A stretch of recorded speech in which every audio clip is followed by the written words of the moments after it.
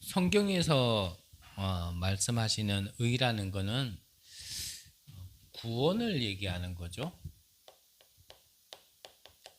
그래서 의인이라 얘기한다면 구원받은 자, 하나님의 백성들을 얘기하는 겁니다.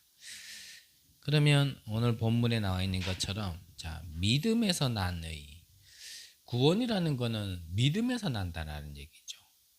그래서 구원은 행위에서 나는 게 아니고요, 노력에서 나와지는 게 아니라 믿음에서 나와진다, 이 말입니다. 우리가 본론을 좀 함께 나누기 이전에요, 우리가 일부에서 우리가 시급하게 나에게 새로운 각인이 되어야 될 것이 무엇인가 라는 걸 함께 나눴는데, 결국은 아무리 얘기해도 지나치지 않은 이 구원이 우리에게 먼저 확신으로 와닿는 것, 그게 나에게 각인이 되어야겠죠. 자, 그러면 하나님께서는 이 구원받은 자에게 메신저를 통하여서 우리에게 주신 메시지, 이 구원받은 자가 살아가야 되는 방법에 대해서, 삶에 대해서 좀 말씀을 주신 게 있는데, 그게 크게는 62가지 삶입니다. 62가지 삶 중에서도 지금 우리가 함께 나눌 것은 21가지 이 삶의 근본에 대해서 우리가 함께 볼 텐데요. 자, 많은 사람들이, 대부분 사람들이 여기에서 벗어나지 못하고 있거든요. 나, 육신, 성공. 불신자는 말할 것도 없고요. 구원받은 우리에게도 사실 대부분이 여기에서 출발을 하죠. 여기에서. 자, 불신자라 할지라도 여기에서 출발은 했지만 이거 발견하는 사람들은 성공을 하게 됩니다.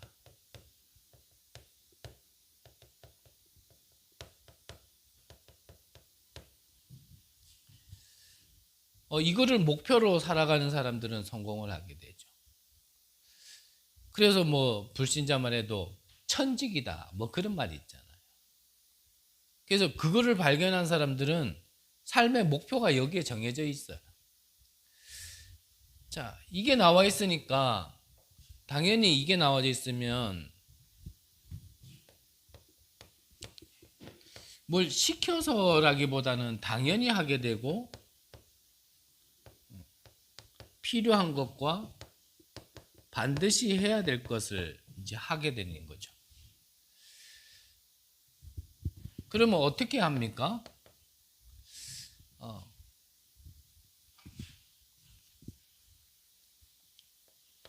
이게 보인 사람들은 분열되지 않습니다. 그냥 그거 하나 가지고 쭉 가는 거예요. 그리고 전심으로 지속으로 하는 겁니다. 그래서 일본에 가면 왜 장인들이 많다 그러잖아요. 장인들이. 그래서 별것도 아닌데 몇 대씩 그걸 가지고 계속 하는 사람들이 있어요. 그래서 일본이 사실 기술력으로 따지면 우리나라보다 좀 이렇게 깊이가 있는 건 확실히 달라요. 그래서 지금이야 조금 많이 좀 어느 정도 시대가 지났지만, 일본 같은 경우는 차 하나를 만들어도요, 참 확실히 좋은 거는 표시가 나요. 뭐라고 구체적으로 전문가가 아니면 찝을 수는 없지만 타보면 느낌이 달라요. 그래서 제가 성기돈 목사님께서 이제 국산차를 타다가 이제 일본 차를 타던 그 시점에 이제 제가 좀 섬기면서 같이 운전을 하면서 이제 제가 은혜 받던 시간들이 있었거든요. 그래서 저도 전문가는 아니지만 차에 대해서는 그냥 조금 더 이렇게 촉이 있는 거는 있는 것 같아요. 그래서 국산차는 아무리 좋은 차를 하더라도 이렇게 타보면 뭐라 그럴까요? 이게 볼트가 꽉 조이지 않은 느낌이라 할까요? 약간 이렇게 헐렁하다? 약간 뭔가 빈틈이 있다? 그게 뭔데라고 물으면 표현은 잘 못하겠는데 약간 그런 느낌이 나는 차예요. 근데 이거 일제차를 이렇게 타니까요. 그 살짝 풀린 그 볼트가 이렇게 꽉 조여진 느낌? 주행할 때도 그렇고, 뭐 주행이라는 게 다 포함되어 있지만, 뭐 코너를 돌 때도 그렇고, 뭐 가속할 때와 또 제동할 때 이 모든 것들이 좀 이렇게 차이가 나요. 그래서 일본 차를 그렇게 타는구나. 그래서 한때는 저 뭐 큰 나라에서도 일본 차가 그렇게 많이 팔렸고 우리나라가 그걸 막 뒤에서 쫓아갈 그 시대에는 우리나라 차는 그냥 싼 맛에 타는 차 이런 좀 이미지로 팔려갔지만 일본 차는 그렇지 않거든요. 좀 고급적인 이미지. 그들도 발견한 게 이거를 발견한 거죠.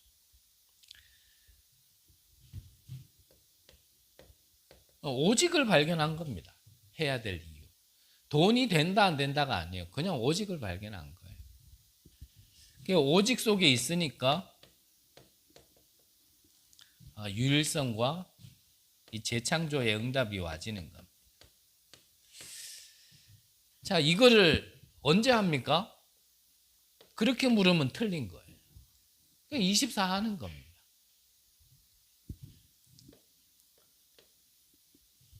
그러면 어느 날 역사가 일어나겠죠. 영원이라는 응답으로 와지는데, 자, 그러면 우리가 지금 얘기하고 싶은 건 이거는 우리의 근본이란 말이에요. 시작이란 건. 그러면 안에 있는 건 어떻게 보면 방법입니다. 목표고. 우리의 시작이 근본이 틀렸다라면 아무리 우리가 잘 살아도요, 이 틀린 각인 속에 다른 게 우리에게 자꾸 심겨지면 이 틀린 각인 속에 결국은 실패하게 오는 겁니다. 각인된 건 뿌리 내리지게 돼 있고 체질되게 있는데 결국 이게 뭐냐면 결과잖아요. 이게 결국 결과란 말이죠. 그래서 성경에서 얘기하는 건 뭐냐면 이 네피림으로 시작하지 말라는 겁니다. 구원이라는 얘기는 이 망할 것으로 시작하지 말란 얘기예요. 우리가 삶은 불신자나 우리 신자나 사실은 이 내용 가지고 살아갑니다. 그런데 그 내용이 아무리 좋은 거라 할지라도 근본이 틀리면 안 된다라는 걸 성경에서는 얘기하는 거예요. 그래서 우리는 이 근본을 바꾸는 거죠. 근본을. 뭘로요? 그리스도 하나님의 나라 오직 성령이라는 거로 이걸로 바꾸자는 얘기예요. 결국은 이게 뭐 치유라 한다라면 이게 치유되어져야 되는 거지 우리의 생각이 치유된다. 사실 그거는 끝없을 겁니다. 뭐 저는 자주 쓰는 표현대로 한다라면 우리 개개인마다 성향이 있고 캐릭터가 있잖아요. 지금 여기에는 저도 있고 여러분들이 계시는데 우리는 타고날 때 고유의 성향이 있단 말이죠. 그거를 갖다가 자꾸 바꾸려고 그러면 그거는요 불가능한 걸 자꾸 얘기하는 거예요. 더 엄밀히 얘기하면 저는 표현하잖아요. 그거는 바뀌지 않아요. 어떤 면에서는 안 바뀌어야 돼요. 왜입니까? 하나님께서 그렇게 만드셨기 때문에 그래요.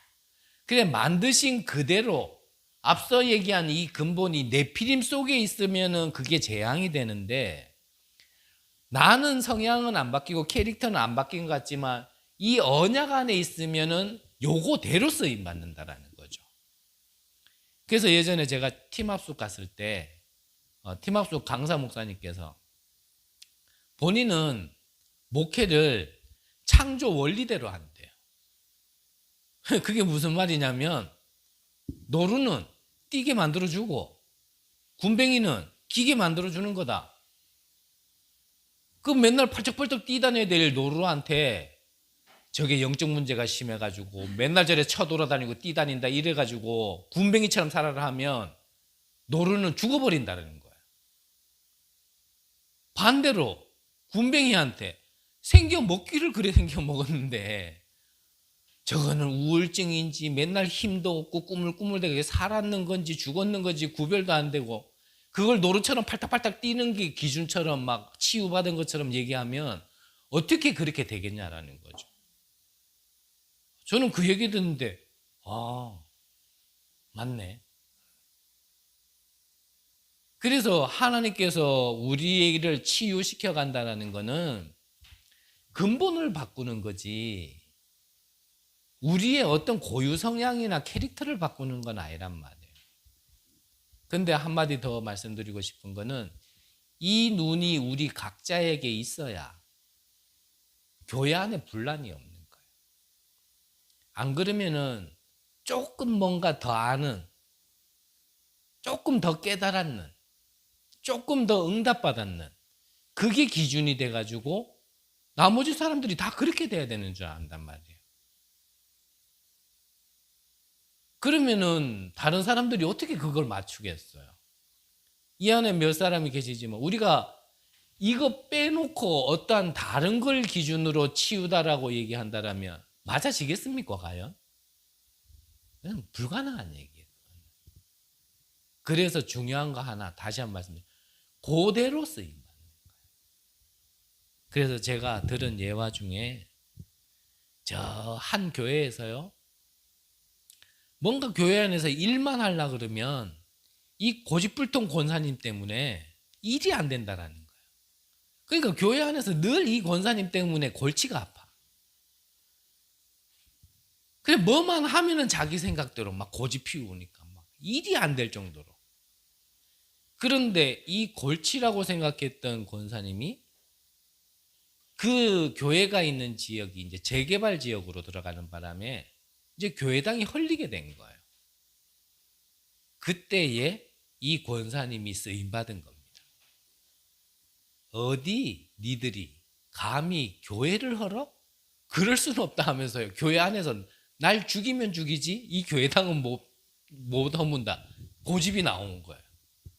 그래가지고 그 교회가 성전이 무너지지 않고 유지됐다라는 얘기를 제가 이제 들었거든요. 평생에 한 번이라도 하나님이 그 모양대로 쓰시려고 하는 게 있어서 그렇게 만드신 겁니다. 그러면 우리는 그거를 어떻게 봐줘야 되죠? 그 자체를 인정을 해줘야 돼요. 자체를. 하지만 우리가 각자가 뭐는 바뀌어야 되냐면 하나님 떠나서 사단에게 사단이 심어놓은 이 근본이 안 바뀐 부분은 우리가요 자꾸 복음으로 가깝게 성경의 기준으로 자꾸 가깝게 그거는 우리가 치유되어져야 되는 겁니다. 그거 외에는 그냥 안 바뀐다 생각하시면 돼요.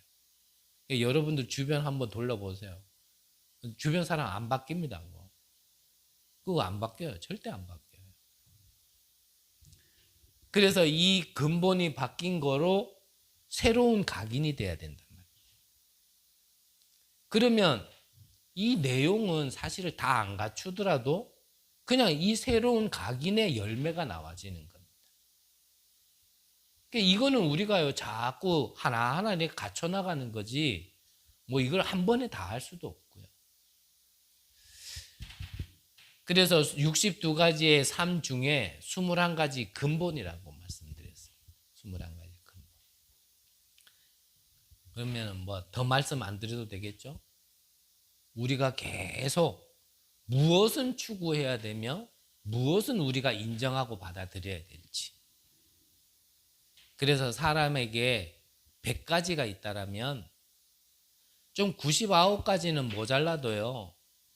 조금 그거를 이해해주고 좀 배려해주고 좀 기다려줘야 돼요. 하지만 한 가지 때문에 하나님이 쓰시고자 한다면 그러면 그 한 가지 가지고 하나님 앞에 쓰임 받을 수 있도록 장점은 살려주면 되는 겁니다. 장점.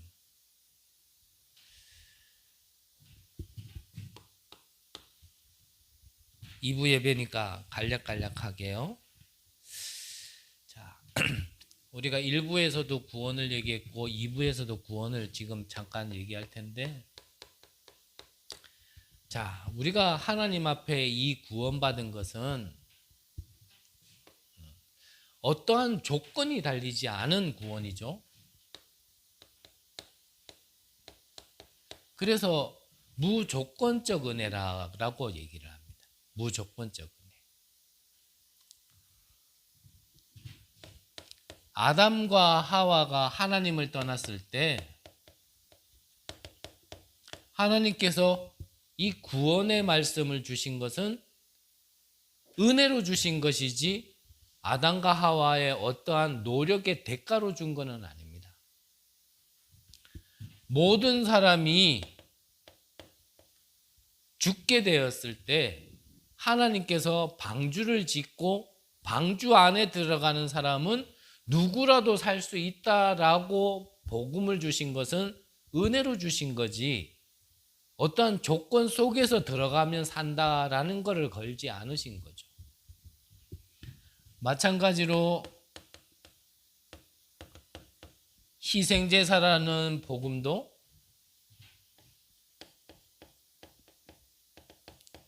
임마누엘이라는 이 언약도 구약에 약속하셨던 이 메시아가 이제 신약에 오셨다. 이 그리스도를 우리가 믿게 되어진 것도 이것도 전부 다 은혜라는 겁니다. 은혜. 그래서 오늘 성경에 보니까 31절에 보면 의의 법을 따라간 이스라엘은 율법에 이르지 못하였으니 그러면서 32절에 보면 어찌 그러하냐 이는 그들이 믿음을 의지하지 않고 행위를 의지함이라 부딪힐 돌에 부딪혔느니라. 금방 이해되시죠? 이 율법으로 구원에 이르려고 율법을 다 지켜야 된다라고 생각하면서 달려갔던 이 유대인들이 결국은 부딪힐 돌에 부딪혔다. 무슨 말이죠? 결국은 한계를 만나고 구원에 이르지 못했다 이 말이거든요. 그렇게 해도 얻지 못하는 구원을 하나님께서는 우리에게 무조건적으로 은혜로 얻을 수 있도록 우리에게 무엇을요? 뒤에 얘기했지만 믿음까지도 주셨단 말이에요. 믿음까지도. 그런데 30절에 보니까 그런즉 우리가 무슨 말을 하리요? 의를 따르지 아니한 이방인들이 의를 얻었으니 곧 믿음에서 난 의요. 방금 말씀드린 거예요. 자, 이 유대인들은 율법을 따랐습니다. 이방인들은 율법을 따르지 않았어요. 자, 율법을 따랐던 유대인들은 이 구원에 이르지를 못했는데 율법을 따르지 않은 이방인들은 믿음으로 의에 이른 거예요.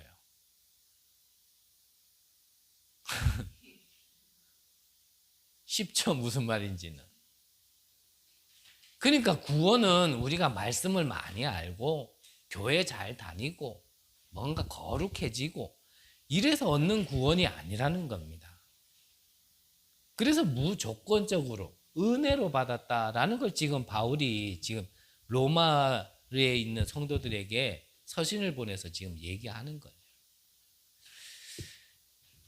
그러면서 33절에 보니까 기록된 바 보라 내가 걸림돌과 거치는 바위를 시온에 두노니 그를 믿는 자는 부끄러움을 당하지 아니하리라.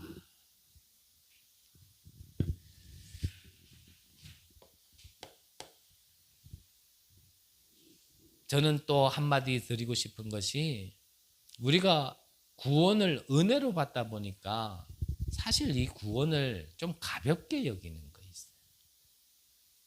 앞전에도 말씀드렸지만 진짜 한 100억을 주고 우리가 구원을 받았다라면 이 구원 하나 안 놓치려고 우리가 안간 힘을 쓸 겁니다. 100억의 가치를 알기 때문에.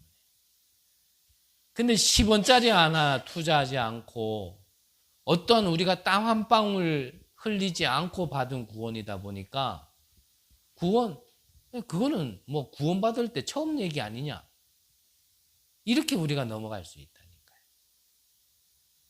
그 안에 모든 것이 있는 건데 그래서 너무 저를 좀 이해하시고 저의 말을 좀 이해하시면 좋겠고요.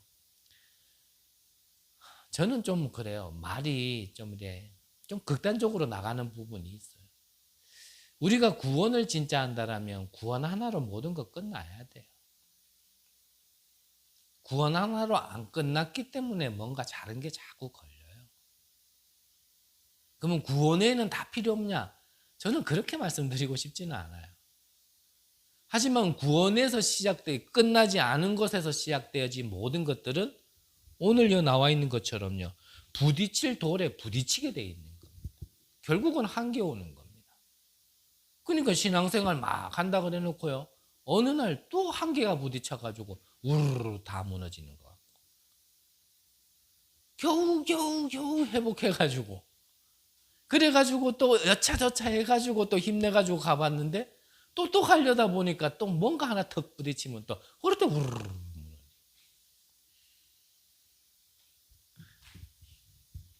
진짜 오해는 하지 마시고요. 이 구원 하나로 끝내고 시작해야 돼요. 구원 하나로 끝내고. 구원을 하나 받았다라는 것은 모든 문제 끝난 거다. 나의 신분도 바뀐 거다. 나의 권세도 바뀐 거다. 나의 축복도 바뀐 거다. 그리스도 안에 있으면 새로운 피조물이다. 이게 끝난 거로 시작되지 않으면요 계속 걸리게 돼 있습니다. 여기에서 나와지는 여러 가지 말들은요 뭐 다 적을 수도 없을 만큼 막 야 어떻게 저런 생각을 다 할 수 있지 이런 말도 나오고요.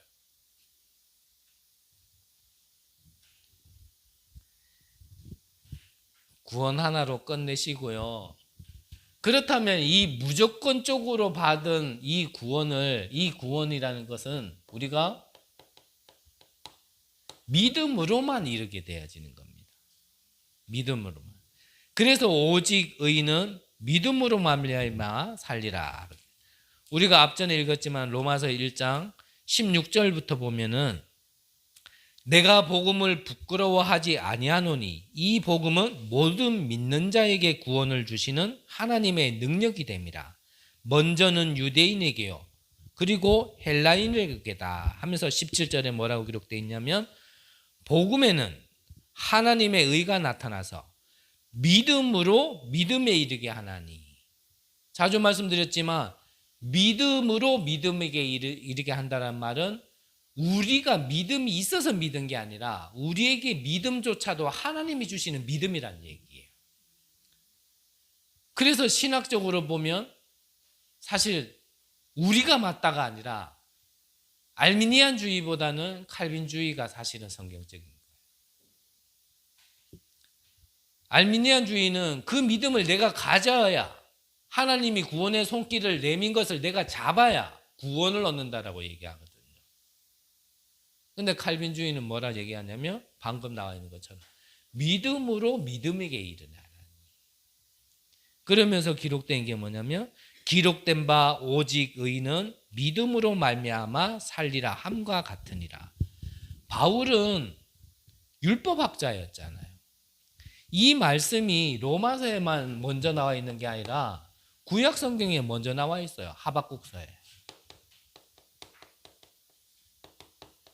하박국서에 이 하박국 선지자가 어찌 보면 하나님께 좀 뭔가 이렇게 좀 따지는 거죠. 뭘 따지냐면 하나님, 지금 하나님의 백성들은 이렇게 힘들어하고 이렇게 고통의 소리를 지르고 있는데 왜 하나님 회복을 안 시켜줍니까? 반면 저 믿지 않는 저 이방인들은 어찌 저렇게 잘 삽니까? 지금 이걸 앞에서 쭉 얘기했는데 하나님의 답변이 뭐라고 이제 2장에 나와 있는 거예요.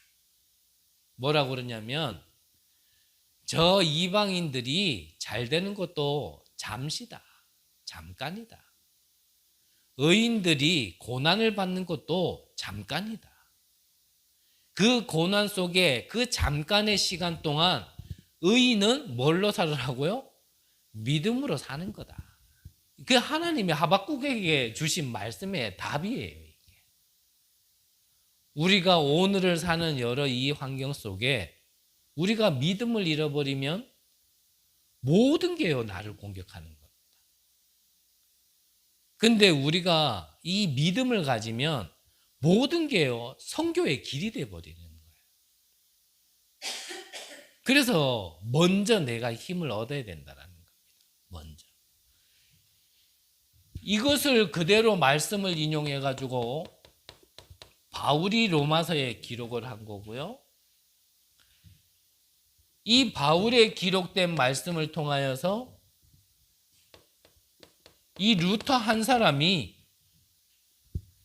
초대교회가 언약으로 시작했던 초대교회가 나중에 변질되었을 때 이거는 아니잖냐, 싸우자가 아니라 좀 이건 아니잖냐 라고 얘기를 하면서 반박문을 내걸었는 거예요. 반박문을. 그때 내걸었던 말씀이 이 말씀이었습니다. 오직 의인은 믿음으로 말미암아 살리라. 즉 좀 변질되어진 저 중세교회가 나중에는 면죄부까지 팔았잖아요. 너희들이 헌금해서 이 면죄부를 사가면 너희들이 죄사함을 받는다. 근데 성경에는 뭐라고 기록되어 있어요? 오직 의인은 믿음으로 말미암아. 그래, 믿음으로 구원을 받는 건데 왜 면죄부를 통해서 구원을 받느냐? 그걸 갖다가 루터가 내걸었는 거예요. 근데 항상 시대는 그랬어요. 옳은 말 하려면 때려 죽이려고 그래. 옳은 말을 하면 아, 우리가 그랬구나. 이렇게 찔림을 받고 회개를 해야 되는데 이걸 지기쁘가 그래가지고 스데반 집사가 죽었잖아요. 성경에는 잠들어다 돼 있죠. 너희들이 여태까지 많은 선지자들이 말했던 이 복음을 말하는 선지자들을 너희들이 죽이지 않았느냐? 너희들이 핍박하지 않았느냐? 너희들이 외면하지 않았느냐? 그들이 외쳤던 이 그리스도가 이 땅에 오셨는데 그 그리스도마저도 너희들이 죽이지 않았느냐? 이거를 하니까 이 들었는 자들이 아, 우리가 그랬구나. 몰랐구나. 회개해야 되는구나. 이래야 되는데 옳은 말 해주니까 오히려 막 분이 나서 그래가지고요 돌로 스데반을 쳐 죽인 거 아닙니까? 결단하세요.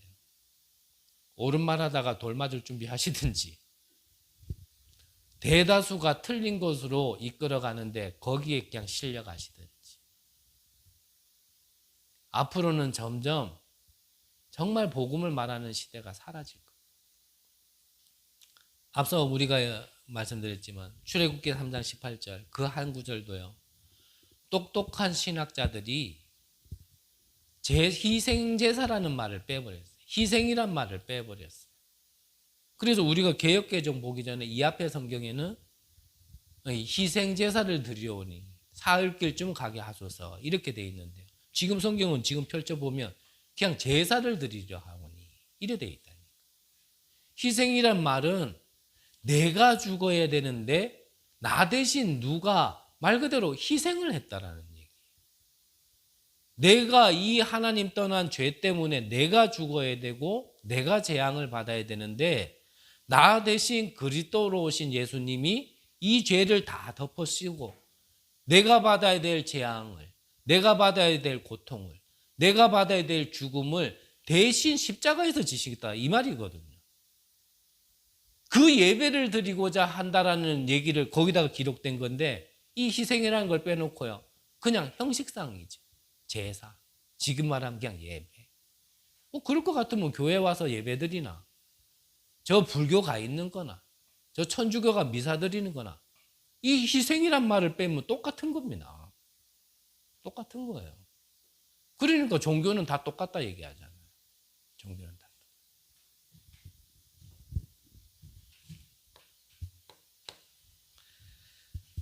마지막으로 우리가 이 믿음이 생긴다라면 이 믿을 때 하나님이 주시는 응답 또 믿음으로 받아야 될 응답이 있습니다. 우리가 믿음으로 받아야 될 응답은 이거는 믿음으로 받아야 돼요. 지금까지 있었던 최고의 신학자 한 명을 뽑으라면 대부분 칼빈을 뽑습니다. 이 칼빈은 다른 거를 다 이렇게 신학적으로 조직적으로 막 이렇게 해석을 해서 그 대부분 사람들이 사실 그걸 보면서 참고를 하고 이 성경을 좀 이렇게 해석해 나가는데, 다른 거는 다 원활하게 했는데 이거 하나만큼은 뭐라 그랬냐면, 나는 이거에 대해서 쓸 수가 없다.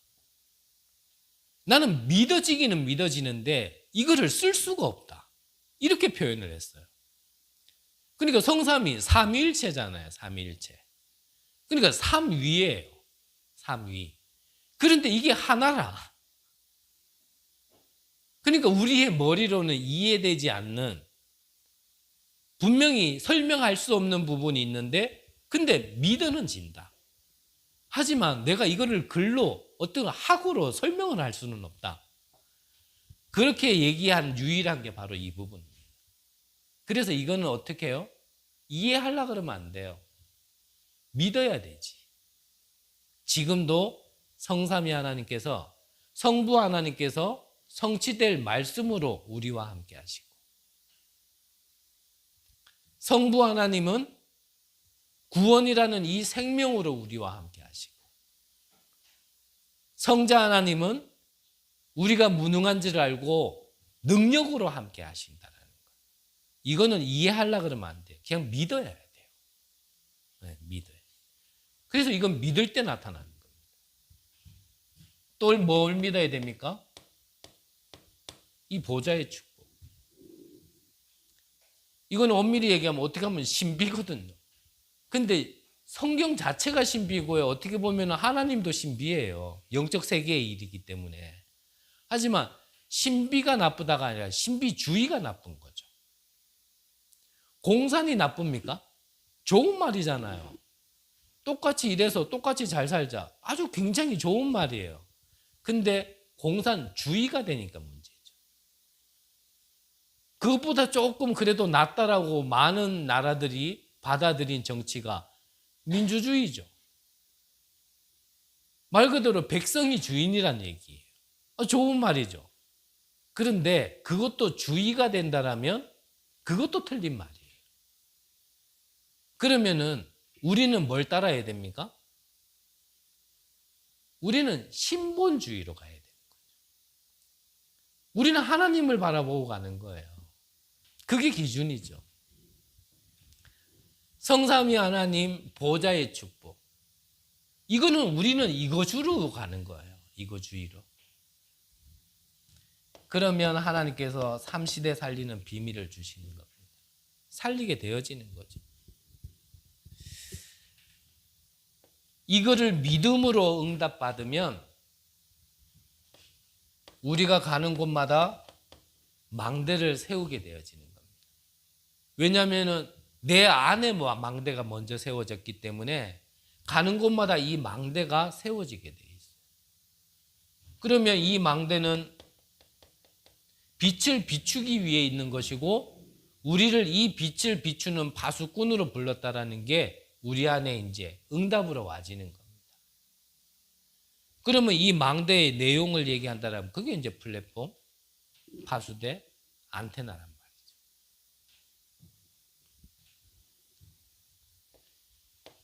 자, 일부에서 말씀드린 것 같이 같은 맥락인데, 자, 이게 나라는 걸 알고 이게 구원받은 나라는 걸 알면은 그때부터 좀 다른, 맞는 표현인지 모르겠습니다. 좀 다른 차원의 말씀이 들려요. 그때부터는. 어찌 보면은 하나님과 소통되어지고 정말 필요하고 반드시 성취될 말씀이 그때부터 나에게 들립니다. 시편 119편 105절에 보면 하나님의 말씀은 내 발의 등이요 내 길의 빛이다 그랬거든요. 에스겔서 37장에 보면 하나님의 말씀을 대언하니까 마른 뼈다귀가 큰 군대로 일어난다 그랬고요. 에스겔서 47장에 보면 성전에서 흐르는 물이 죽은 갯벌도 살리고 나무도 살리는데, 심지어는 그 나무의 잎사귀가 약재가 되어질 만큼 완전히 재창조되어지는 그 말씀이 내게 들리기 시작하는 겁니다.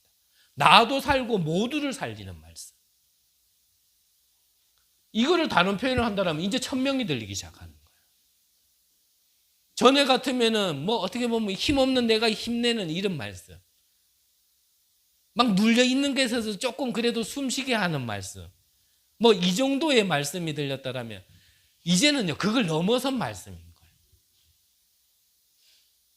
저는 요 말씀이 어떻게 들리기 시작했냐면 한 번씩 말씀드렸지만 분명히 이 단체 안에 유 목사님은 제가 있는지 모를 겁니다. 저는 믿음 없지만 그거 100%는 믿거든요. 그런데요 그분이 훈련을 통해서나 아니면 화면을 통해서나 비대면을 통해서라도요 꼭 나를 항상 알고 있었던 것처럼 나의 지금 현장과 나의 시간표를 정확하게 알고 꼭 내 앞에서 동춘아 이거다 이렇게 말씀 주는 것처럼요 말씀이 그래 들린다. 그러니까 그게 딱 내게 이게 처음에는 뭐 우연이겠지 뭐 한번 그럴 수도 있지. 근데 이게 매일 매주 매달 되면요 저는 그게 느껴지니까 와 이게 내 몸에요 이 몸에 있는 털이 서기 시작하더라고요. 아 이게 살아있는 말씀이라는 게 이런 거구나. 그러면 그분이 주시는 말씀을 통해서만 그래 들리냐? 그렇지 않아요. 그래서 저는 우리 교회 강단을 두고 계속 기도하거든요. 저를 두고 기도하는 거 아니라 그랬잖아요. 우리 교회 강단을 두고 저는 계속 기도해요. 그 말은 무슨 말이냐면 이 강단에 서는 사람은 다를 수 있지만 서는 순간부터는 하나님이 완전히 강권적으로 주권을 붙들고 누구를 통해서든지 진짜 복음만 전달할 수 있도록 저는 계속 그걸 기도합니다. 지금은 그 축복을 제가 기도해놓고 제가 혼자 받고 있는 거고 근데 앞으로는 이 강단에서는 많은 여러분들이 진짜 다 이렇게 응답받을 수 있도록 저는 그걸 계속 기도합니다. 저는 개인적으로요 꼭 유 목사님 말씀 아니라도요 이게 계속 들리는 부분은 있어요. 그래서 우리가 조금 눈을 열고 귀를 열면 사실은요 이게 어린아이의 음성에서도 들립니다. 모든 곳에서 이 말씀이 들리는 거예요. 그럼 뭐 당연하죠. 그럼 주신 말씀 가지고 기도하는 거. 너희가 내 안에 내 말이 너희 안에 그리하면 뭐든지 구하라 이루리라. 그러니까 뭐 기도해서 응답받는 게 아니라 이거는 응답될 수밖에 없는 기도를 하는 거예요. 그러면 내 삶에 반드시 증거가 나타나겠죠? 그러면 그 증거를 전달하는 걸 보고 그걸 보고 전도라 얘기하는 거예요.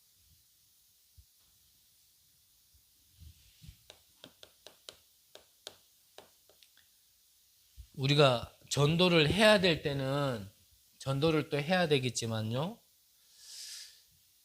어찌 보면은 조금 좀 정상적이라고 얘기한다면 그냥 전도가 되어져야 되는 거지 전도는 하는 거는 아니거든요.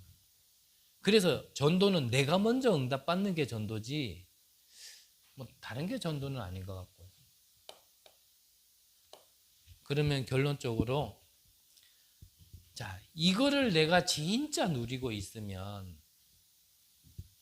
즉 그 말은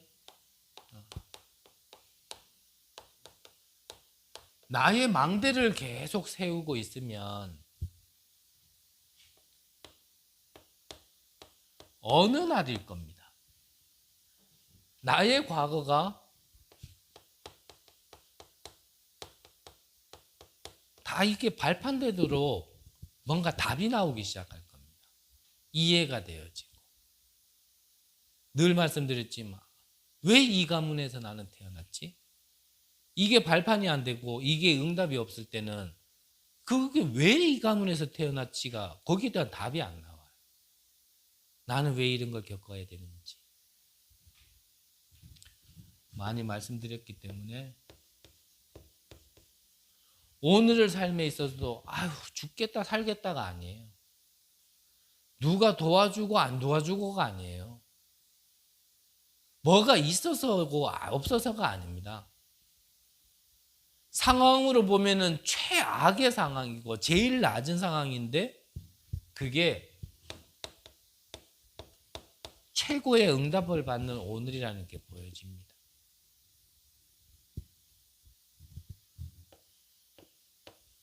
이 정도 되어지면 아마 미래가 보여질 겁니다. 선명하게는 나중에 점점 가면서라 할지라도 뭔가 미래가 보여집니다. 그 미래에는 하나님이 약속하신 대로 내 증인이 되리라 그랬거든요. 그래서 우리의 미래는 증인으로 가는 겁니다. 증인으로. 시작이 뭐라고요? 믿음에서 난 의로부터. 구원받는 그것부터가 시작이란 얘기. 그래서 여러분들, 저와 여러분들에게 허락하신 이 구원이 정말 여러분들 안에 날마다 새로워요.